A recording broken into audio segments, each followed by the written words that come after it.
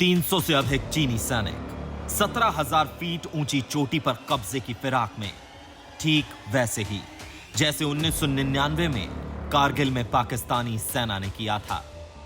चीनी सैनिकों ने जैसे ही टेम्परेरी वॉल पर लगी तारबंदी को तोड़कर भारतीय सीमा में घुसने की कोशिश की, मुस्तैद भारतीय सैनिकों ने इनका डटकर जमकर मुकाबला किया और इन्हें खदेड़ दिया।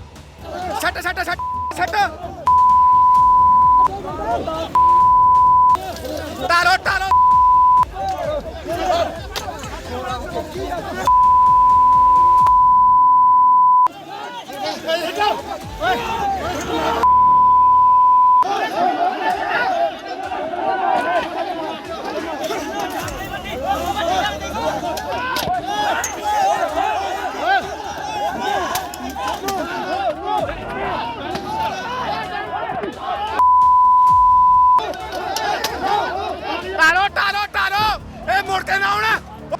यह मामला है 9 दिसंबर का।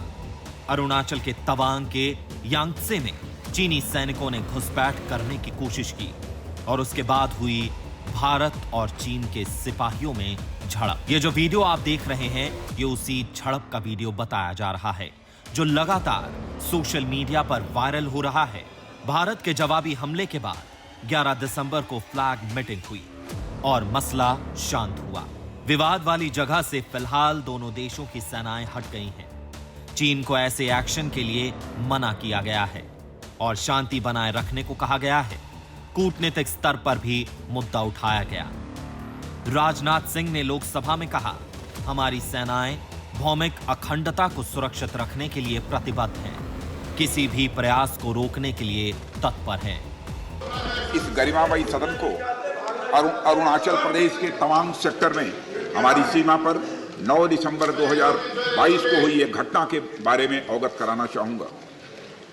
उपसभापति महोदय, 9 दिसंबर 2022 को चाइनीज पीएलए ट्रुप्स ने तवांग सेक्टर के यांगसे एरिया में लाइन ऑफ एक्चुअल कंट्रोल पर अतिक्रमण कर स्टेटस को एक तरफा बदलने का प्रयास किया।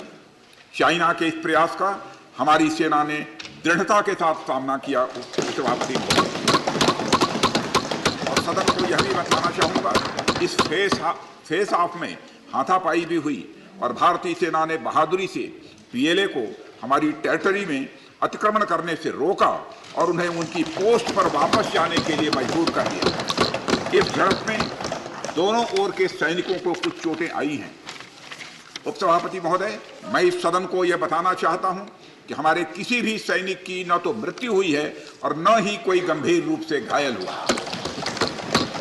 इंडियन मिलिट्री कमांडर्स के टाइमली इंटरवेंशन के कारण पीएलए सोल्जर्स अपनी लोकेशंस पर वापस चले गए और इस घटना के पश्चात एरिया के लोकल कमांडर ने 11 दिसंबर 2022 को अपने चाइनीज काउंटर पार्ट के साथ स्थापित व्यवस्था के तहत एक फ्लैग मीटिंग भी की और इस घटना पर चर्चा की।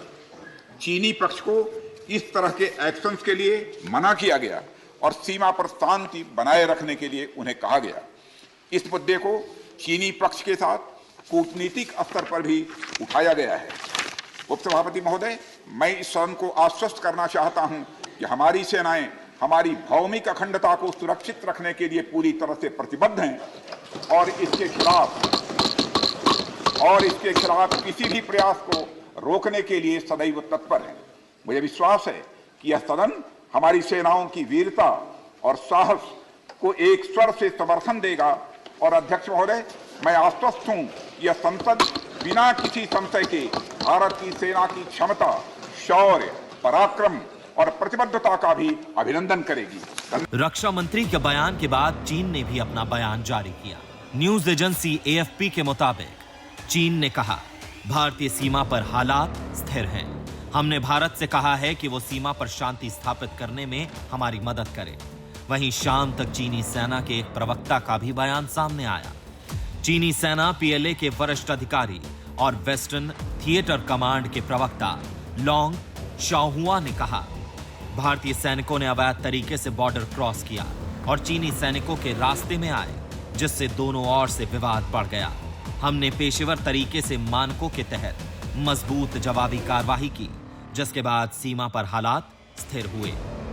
तवांग में भारत और चीन के सैनिकों की झड़प के बाद इंडियन एयरफोर्स ने अरुणाचल सीमा पर कॉम्बैट एयर पेट्रोलिंग यानी जंगी उड़ानें शुरू कर दी हैं।